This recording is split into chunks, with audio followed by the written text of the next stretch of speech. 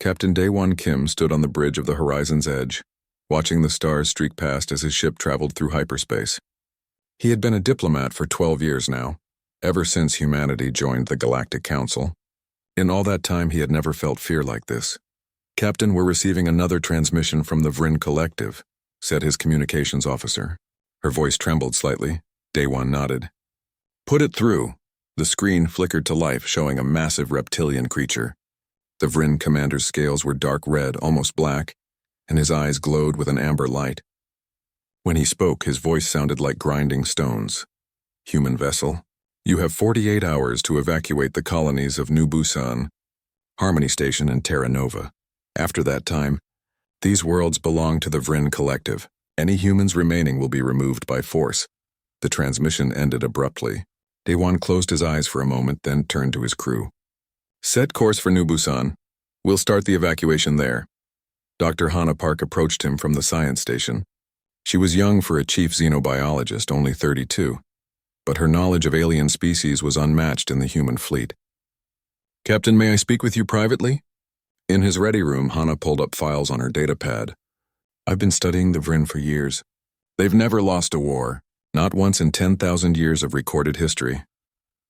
"There's a first time for everything," Daewon said, but his words sounded hollow even to himself. "You don't understand," Hannah continued. "Every species that resisted them was either conquered or wiped out completely. The Talarian Empire fought them for 50 years and lost every world. The Kemnar Confederation surrendered after the Vrin destroyed just one of their planets as a demonstration. These aren't just warriors, Captain. They're perfect killers." Daewon looked out the viewport at the stars. "Then why are they demanding our colonies? Why not just take them?" "Because they enjoy making other species bow," Hannah said quietly. "They want us to surrender without a fight. It proves their dominance." The horizon's edge dropped out of hyperspace near New Busan 3 hours later. The planet was beautiful, with blue oceans and green continents. 40,000 people called it home. Most of them were farmers, growing food for other human colonies in the sector. Commander Tae-sung Lee, Daewon's second in command, coordinated the evacuation. He was a military man through and through with 20 years of service. His jaw was set in a tight line as he worked. "We have enough transport ships for maybe half the population. The rest will need to stay behind or take civilian vessels that aren't rated for long-distance travel." "Then we make multiple trips," Daewon said. "We don't have time for that, sir." "The Vrin deadline." "We make multiple trips," Daewon repeated firmly. On the surface of New Busan, people packed their belongings in a panic. Children cried. Parents tried to decide what to take and what to leave behind forever. Town leaders argued about who should evacuate first. Ambassador Myung-hee Choi arrived on the horizon's edge 12 hours into the evacuation. She was 70 years old and had been humanity's voice in the Galactic Council since the beginning. Her face was lined with exhaustion. "The Council refuses to help," she told Daewon. "Every single species voted to stay neutral. They say this is between humanity and the Vrin." "They're afraid," Hannah said. "Of course they're afraid," Ambassador Choi snapped. "The Vrin have crushed civilizations far older and stronger than ours. The Council members have seen it happen. They know that opposing the Vrin means death. So they'll just let us be destroyed?" Tae-sung asked angrily. Ambassador Choi sat down heavily. "They expect us to surrender. They think we're smart enough to know when we're beaten." Daewon felt something cold settle in his stomach. Are we? Are we smart enough to surrender?" The ambassador looked at him for a long moment. "That's not my decision to make, Captain. That decision will come from Earth." They evacuated 30,000 people from New Busan over the next 2 days. 10,000 remained, either because they refused to leave their homes or because there simply wasn't enough space on the ships. The deadline was 6 hours away when Daewon received new orders from Earth Defense Command. All human vessels are to withdraw immediately from the disputed colonies. Earth government is considering the Vrin ultimatum. Daewon read the message 3 times. Considering the ultimatum. That meant they might surrender. "Captain, we're detecting a massive hyperspace disturbance," his sensor officer called out. "Multiple Vrin warships entering the system." "How many?" Tae-sung demanded. 30. No, 40. 50 contacts. "Sir, it's an entire fleet." Daewon's hands gripped the armrests of his chair. "Hail them. Tell them we're evacuating civilians under interstellar law. Tell them we need more time." There was no response. The Vryn fleet moved into orbit around New Busan. Their ships were enormous, each one 3 times the size of the horizon's edge. They looked like they were made from obsidian and steel. All sharp angles and weapon ports, Captain. They're powering weapons, the tactical officer said. They're targeting the planet. No, Hana whispered. There are still 10,000 people down there. Daewon jumped to his feet. Open a channel. Tell them there are civilians still on the surface. Tell them. The Vryn fleet fired. Beams of purple energy lanced down from orbit, striking cities and farms. The horizon's edge picked up thousands of life signs vanishing in seconds.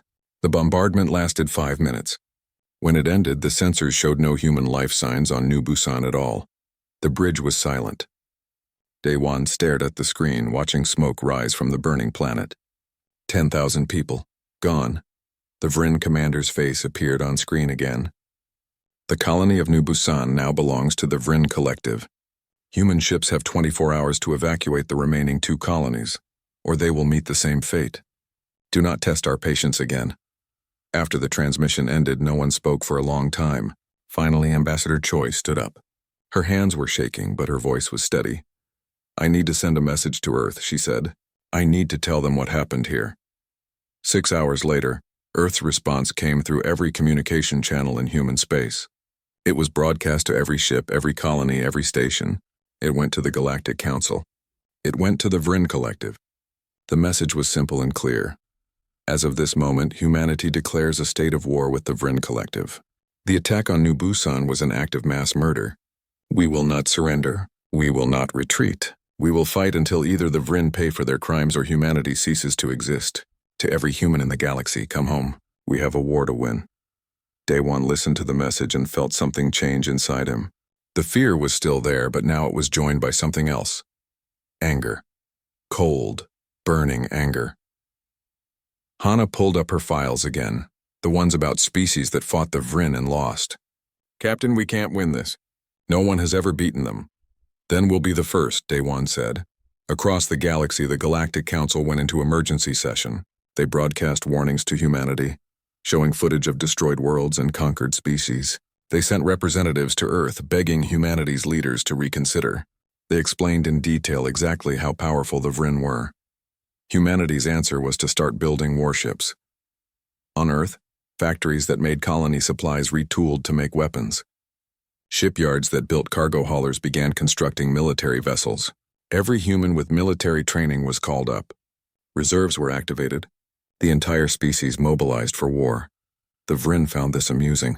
They had seen desperate species before. They always fell in the end, but they had never fought humanity before.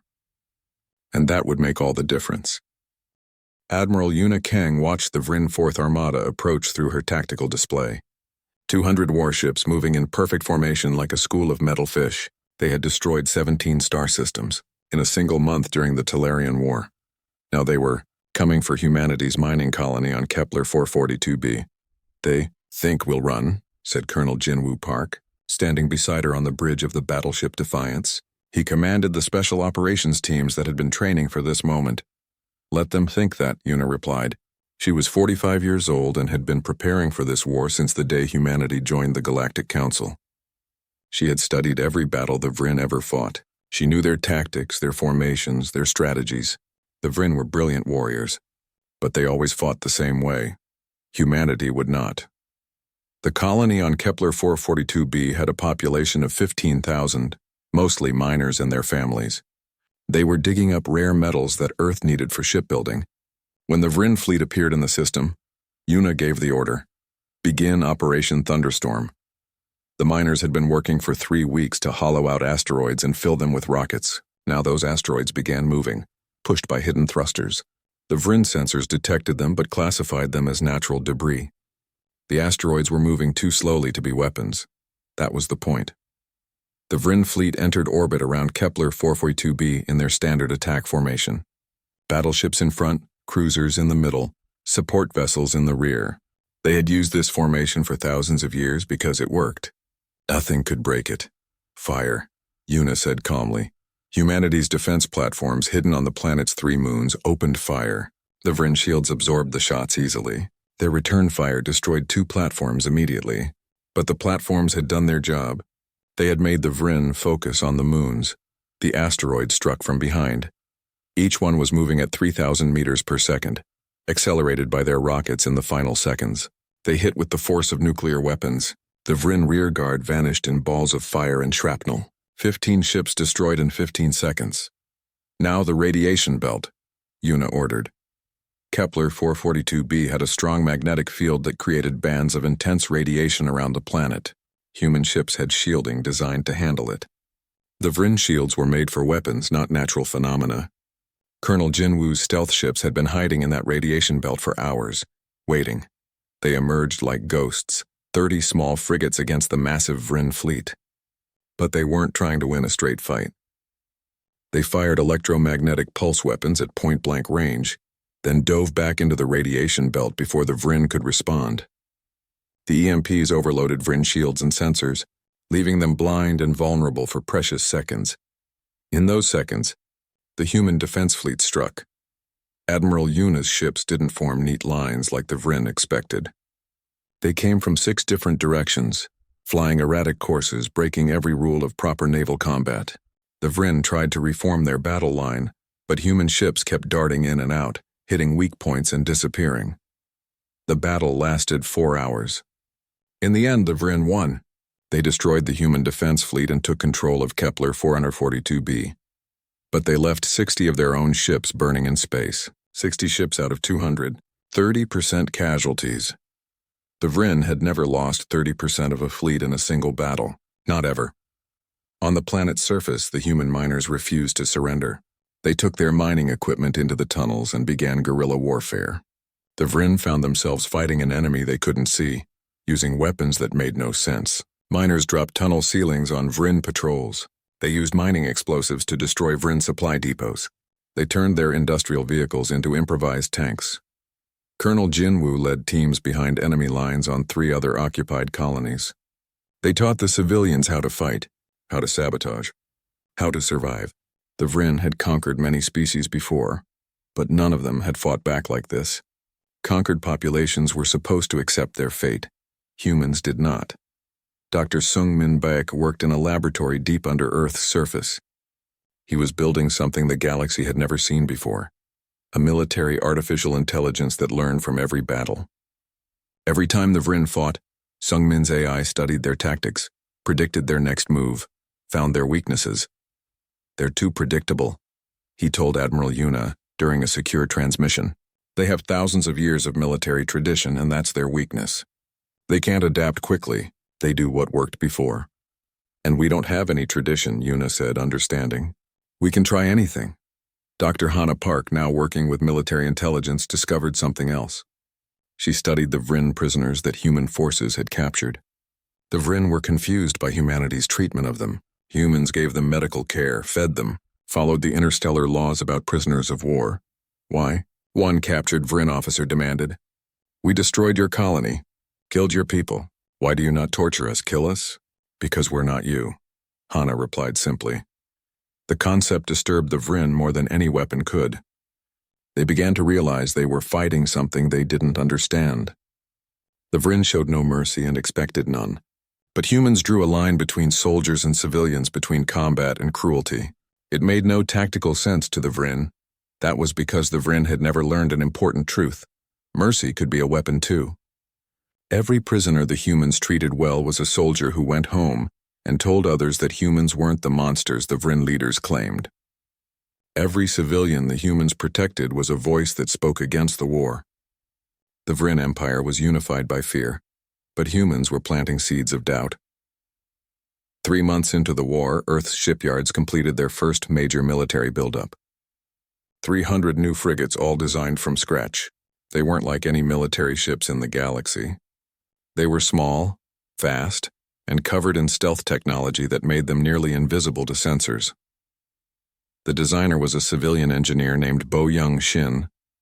She had worked on cargo ships before the war, but she understood something the military traditionalists didn't.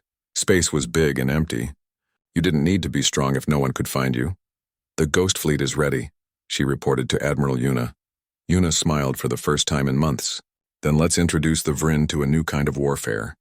The Vryn were supplying their occupation forces through predictable routes. They had to. Their logistics system had worked for thousands of years. They moved supplies in massive convoys protected by heavy warships. No one had ever successfully raided a Vryn supply convoy. Humanity didn't raid the convoys. They hunted them. The Ghost Fleet split into 30 groups of 10 ships each. They waited along the Vryn supply routes, silent and invisible. When a convoy passed, they struck from point-blank range, destroyed the supply ships and vanished before the escorts could react. Then they moved to a new position and waited for the next convoy. In 2 weeks, the Ghost Fleet destroyed 70% of the Vryn logistics train in the Epsilon sector. Occupation forces on 5 colonies began running out of food, fuel, and ammunition. The Vryn had to pull back from 2 colonies completely. The Galactic Council watched in shock. Species that had been conquered by the Vryn sent secret messages to humanity, asking how they were doing it. The answer was simple but hard to accept. Humans fought like no one had ever fought before. Admiral Yuna developed a new strategy called the Wildfire Protocol. Human fleets abandoned traditional naval formations entirely. Each ship operated independently, making its own decisions, attacking its own targets. The Vryn tried to predict human fleet movements and failed every time, because there was no pattern to predict. Captain Daewon, now commanding a heavy cruiser called Retribution, led a raid on a Vryn communications hub. His ship approached from above the galactic plane, an angle the Vryn never expected. He destroyed the hub and jumped to hyperspace before reinforcements arrived. Without communications, Vryn fleets in 3 systems couldn't coordinate their defenses.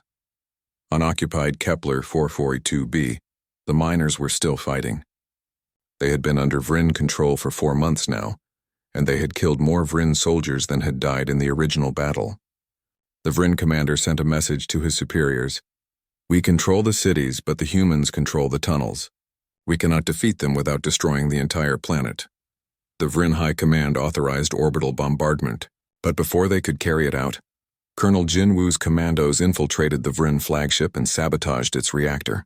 The ship exploded in orbit, killing 3,000 Vryn and destroying 4 other vessels in the debris. 6 months into the war, something unprecedented happened. The Vryn Empire requested reinforcements from their home fleets. They had never needed reinforcements before. They always conquered with the forces they started with, but they had never fought humans before. Dr. Sungmin's AI analyzed all the data and made a prediction. "We can't win a war of attrition. The Vryn Empire is too big, but we don't need to win that war.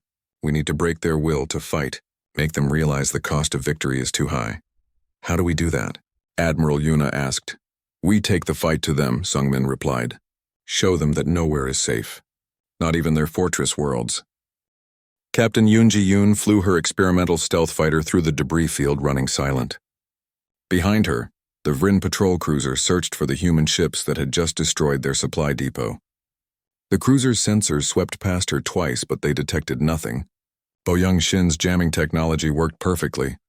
"Ghost 7 to Ghost Leader," Yoon-ji whispered into her comm. "I'm in position behind the cruiser, waiting for your signal. Copy that, Ghost 7.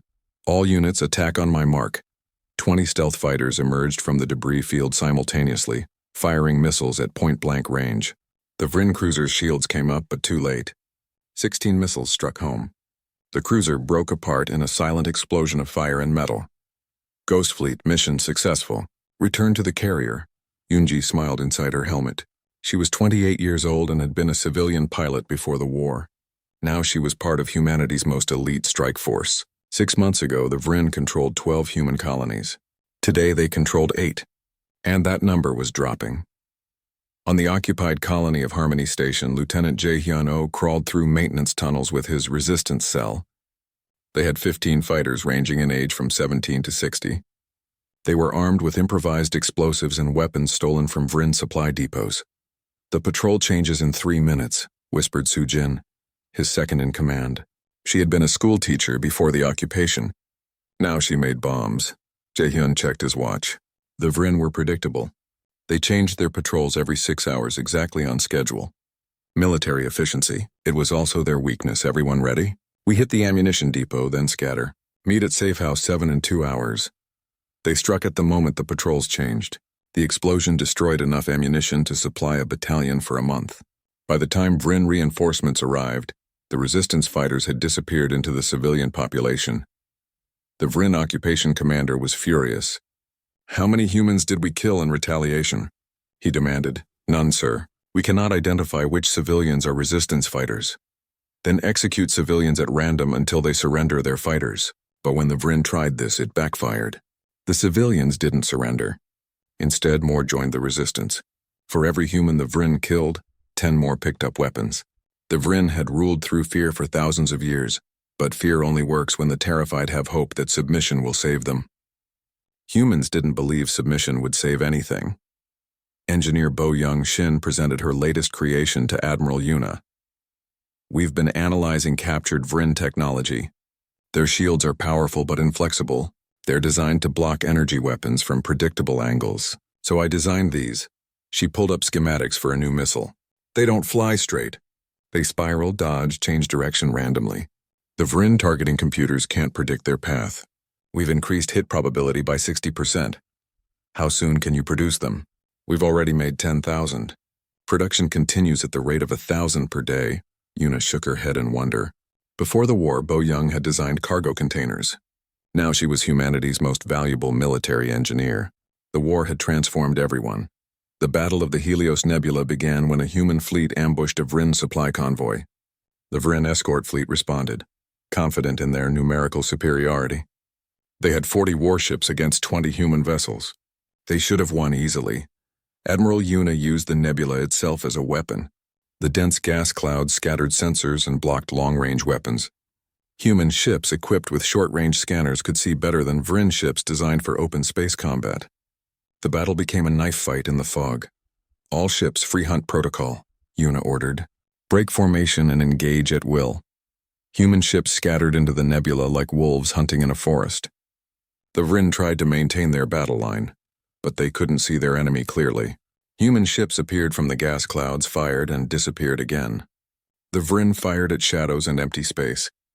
When the battle ended 4 hours later, the Vryn had lost 28 ships. Humanity had lost 7. For the Vryn, it was their worst defeat in recorded history. For humanity, it was proof that they could win. Dr. Sung-Min Bayek's artificial intelligence had now analyzed 400 Vryn battles. It made a report that changed everything. The Vryn have 17 standard fleet tactics. When they encounter a situation, they choose the tactic that worked before in similar situations. They are extremely good at executing these tactics. But they don't improvise. If we create situations they haven't encountered before, they default to their basic formation and attack directly.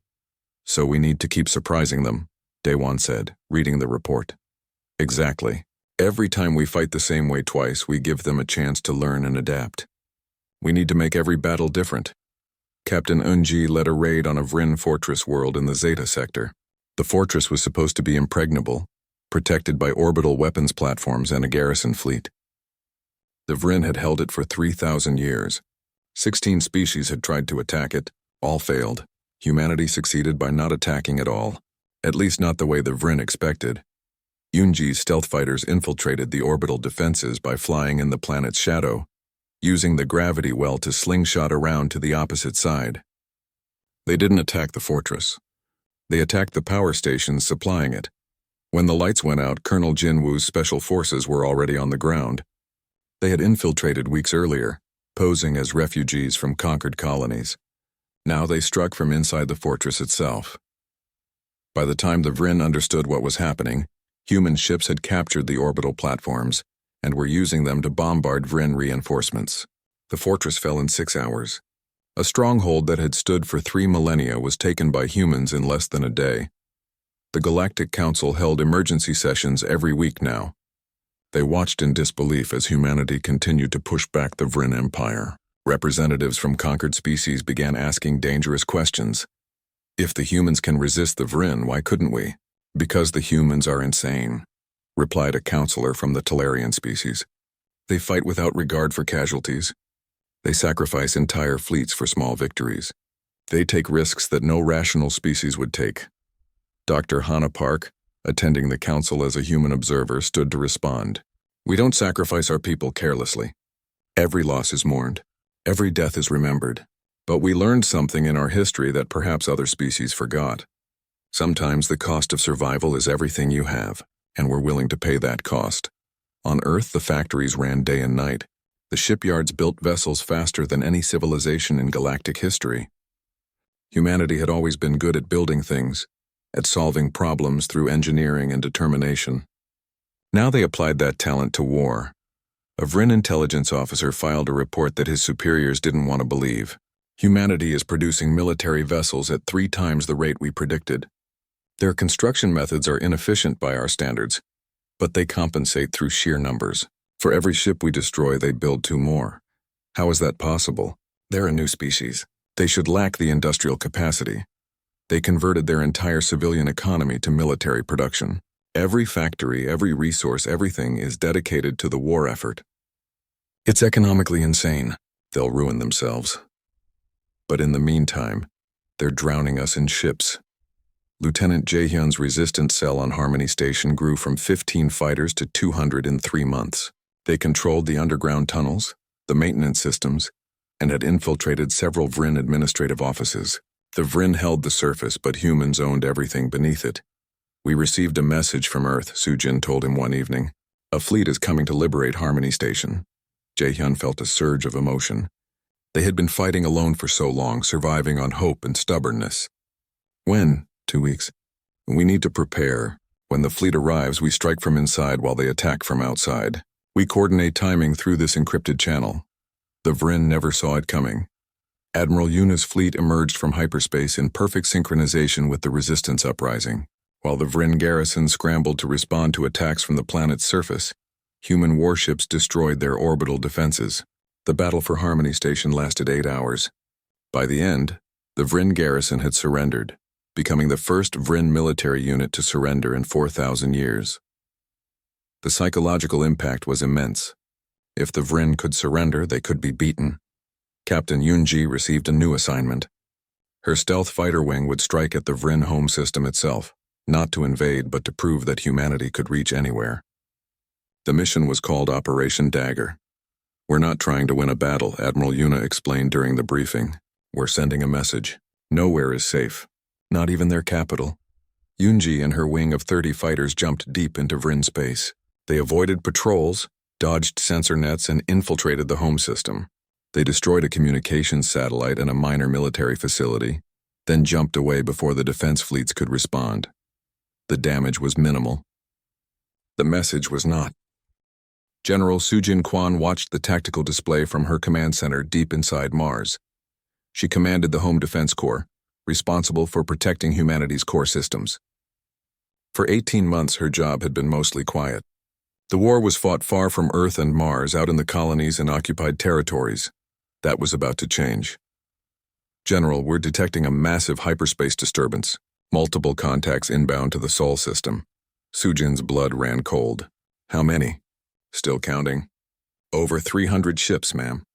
It's the Vryn Worldbreaker fleet. The Worldbreaker fleet was a myth made real. These were vessels designed for one purpose: to shatter planets that refused to surrender. They had destroyed 14 worlds in the Vryn's ancient history. Now they were coming to Earth. All defense platforms to full alert. Deploy every available ship. Send an emergency call to all human fleets. And someone get me Admiral Yuna. Yuna's face appeared on screen moments later. I see them, Sujin. My fleet is 3 days away at maximum speed. We don't have 3 days. They'll reach Earth in 18 hours. Then hold for 18 hours. The Indomitable is closer. Captain Mincio should reach you in 12 hours with her battle group. General Sujin had 500 defense platforms and 200 ships. Against the Worldbreaker fleet, it wouldn't be enough. But humanity had learned to make impossible things possible. Begin Protocol Fortress, she ordered. Earth's orbital industry went into overdrive. Construction platforms, mining vessels, cargo haulers, everything that could mount a weapon was armed and positioned. Civilian ships were evacuated and rigged as automated rams. The moon bases launched every fighter they had. Mars added its defensive fleet to Earth's. When the Vryn Worldbreaker fleet arrived in the Sol system, they found humanity ready. The battle began at the orbit of Neptune. Human ships didn't wait for the Vryn to come to them. They went to meet them, buying time for Earth to prepare. The first wave was 100 frigates, many of them damaged from previous battles, all crewed by volunteers. They knew it was a suicide run. They attacked anyway. Captain Day Wan commanded one of those frigates. His ship, the Last Stand, had been in 15 battles. It was held together by welds and prayers, but it still flew, and that was enough. All power to forward shields. Ram the nearest battleship, he ordered calmly. His crew didn't hesitate. They had all chosen to be here. The Last Stand accelerated to maximum speed, absorbed hundreds of Vryn weapon strikes, and slammed into a world-breaker battleship at 40,000 kilometers per hour. Both ships vanished in a ball of nuclear fire. 60 frigates died in that first wave. They took 11 world-breaker vessels with them. Admiral Hyun Woo Nam, operating as a secret diplomat, sent one last message to the Vryn High Command. Stop this now. Withdraw your fleet and we can negotiate peace. Continue this attack and you will regret it for generations. The Vryn response was simple. Humanity will be extinct by tomorrow. There is nothing to negotiate. Hyunwoo closed the communication channel and transmitted a different message. This one went to every human ship, every colony, every station. They refused peace. Show them why that was a mistake. The World Breaker fleet pushed past Neptune, then Uranus, heading straight for Earth. General Sujin's platforms opened fire at the orbit of Saturn. The Vryn shields absorbed the shots, but the platforms kept firing. They weren't trying to destroy the fleet. They were draining the shields. Deploy the Saturn protocol, Sujin ordered. Humanity had been mining Saturn's rings for decades. Now thousands of ice chunks, each fitted with rockets and guidance systems, launched from the rings. They were crude weapons, barely more than frozen water with engines. But there were thousands of them and they moved fast. The Vryn shot down most of them. But 60 got through and struck world-breaker hulls. The ice vaporized on impact, but the kinetic energy cracked armor and damaged systems. More importantly, it forced the Vryn fleet to slow down and tighten their formation. That was when Captain Minseo Cho arrived with the Indomitable. The Indomitable was humanity's newest and largest warship, a dreadnought built in secret over 14 months. It massed 3 times more than any other human vessel, and carried weapons designed by Bo Young-shin specifically to crack Vryn shields. All batteries, fire at will, Minseo ordered. She was 36 years old and had commanded civilian vessels before the war. Now she commanded a ship that could kill planets. The Indomitable tore into the Vryn formation like a sword. Its main guns fired crystalline projectiles that phased through shields and detonated inside enemy hulls. Vryn ships exploded from within. Their own reactors turned into bombs. But the Worldbreaker fleet had one advantage: numbers. For every ship the Indomitable destroyed, 5 more fired back. Minseo's shields began to fail. Ma'am, hull breaches on decks 7 through 12. We're venting atmosphere. Seal those decks. Keep firing. The Indomitable was dying, but it was dying like a human ship should, taking enemies with it. On Earth, people watched the battle on screens. They saw their defenders fighting and dying in the cold space above their world. They saw the Vryn fleet getting closer. Some prayed, some cried. Some simply held their loved ones. In the Vryn Worldbreaker flagship, the Supreme Commander reviewed his casualties with growing unease. 43 ships destroyed or disabled, for what? We haven't even reached their planet yet. Sir, our intelligence was wrong. The humans have militarized their entire solar system. Every moon, every asteroid, every station is armed. It doesn't matter. We have enough ships to complete the mission. Begin the bombardment when we reach Earth orbit. But Admiral Yuna had arrived. Her fleet jumped into the Sol system between the Vryn and Earth. 200 human warships, every one of them blooded in combat. Every crew experienced and angry. They had been fighting the Vryn for 18 months. They had learned every trick, mastered every tactic, and they were done being afraid. All ships, this is Admiral Yuna. Today we don't fight for territory or strategy. Today we fight for Earth, for our families, for everyone we've lost. Show the Vryn why humanity doesn't lose wars on our home ground.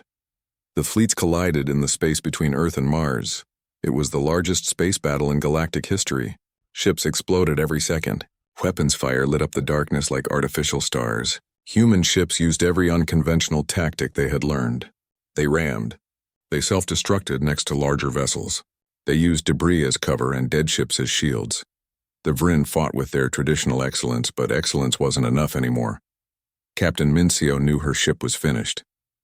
The Indomitable had lost main power. Half the crew was dead. Life support was failing. But the Vryn flagship was directly ahead and she still had engines. "Evacuate all remaining crew to the escape pods," she ordered quietly. Her executive officer looked at her in shock. "Captain, what are you doing?" "Winning the war, now go." "That's an order." She waited until the last escape pod launched, then locked herself on the bridge. She aimed the Indomitable directly at the Vryn flagship and pushed the throttle to maximum. The dying dreadnought accelerated like a spear thrown by an angry god. The Vryn flagship tried to evade, but the Indomitable was too close and moving too fast. The two massive ships collided at the orbit of Earth's moon. The explosion was visible from the planet's surface, a new star burning briefly in the sky. The Vryn Supreme Commander died in that explosion. So did 4,000 of the Vryn Empire's most experienced warriors, and Captain Min Seo Cho, who had been a cargo hauler captain before the war and became a hero at the end. With their flagship destroyed and their commander dead, the Worldbreaker fleet faltered. For the first time in their history, Vryn ships retreated without orders. The formation collapsed. Ships began jumping to hyperspace individually, fleeing back to Vryn territory. Admiral Yuna's fleet pursued, destroying 12 more vessels before the rest escaped. General Su Jin surveyed the aftermath. Human casualties were catastrophic. 80% of the Sol defense fleet was destroyed or disabled. Thousands dead. The Indomitable was gone. 60 frigates had sacrificed themselves. But Earth survived. Mars survived. Humanity survived. "Get me Ambassador Hyunwoo," Su Jin said tiredly. "Tell him to open a channel to the Vryn High Command. We need to talk to them while they're still in shock." Ambassador Hyunwoo's transmission reached the Vryn homeworld while they were still processing their losses. The Worldbreaker fleet had been defeated. The Supreme Commander was dead. Human forces were pushing into Vryn territory on 5 fronts. For the first time in 10,000 years, the Vryn Empire faced the possibility of losing a war. The human ambassador wishes to negotiate, an aide reported to the Emergency Council. "Negotiate what? Their surrender?" "No, Commander, ours." Silence filled the chamber. The word surrender had never been spoken in that room before. Admiral Daewon, promoted after surviving the Neptune battle, led a strike force deep into Vryn space. His orders were clear: demonstrate that humanity could reach any Vryn world at any time, not to destroy them but to prove it was possible.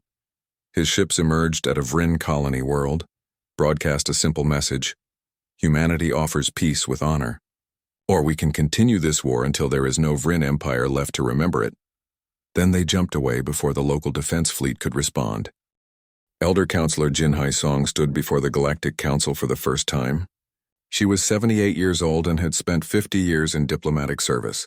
She had negotiated trade deals, resolved border disputes, and helped humanity find its place among the stars. Now she was here to dictate terms to the species that had terrorized the galaxy for 10,000 years.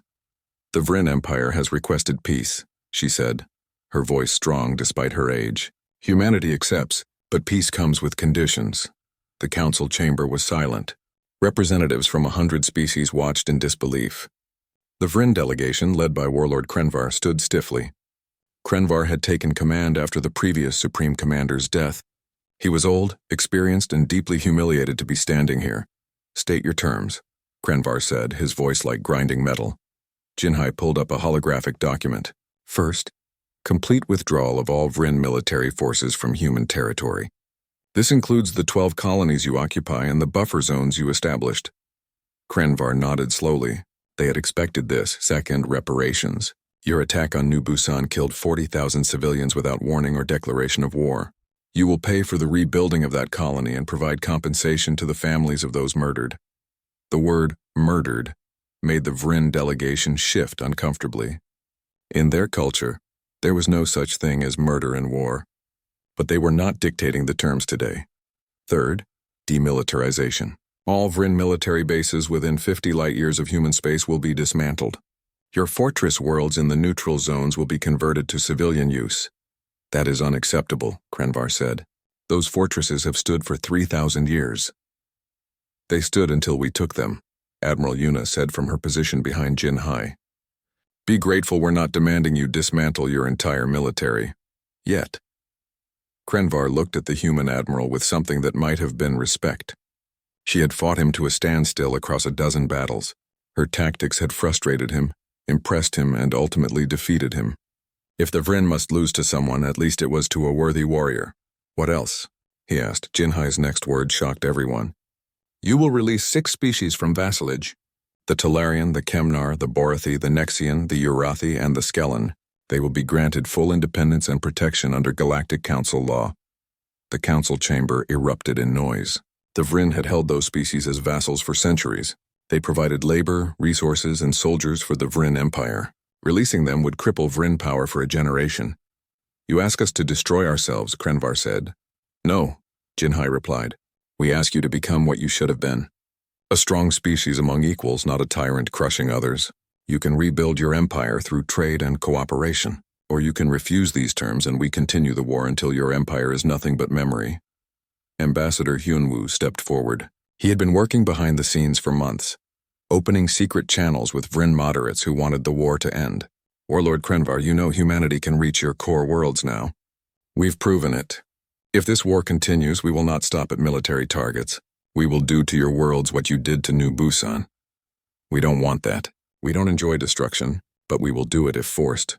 It was a threat delivered with quiet certainty. The humans had shown they were capable of anything. Krenvar looked at his delegation. He saw the exhaustion in their eyes. The Vryn Empire had lost 30% of its military in less than 2 years of fighting. Their economy was strained. Their population was questioning their leadership. And the humans showed no signs of stopping. We accept your terms, he said finally.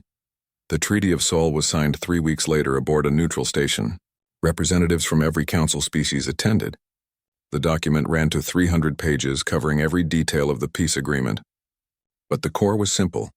The Vryn would never threaten humanity again, and they would release their hold on 6 conquered species.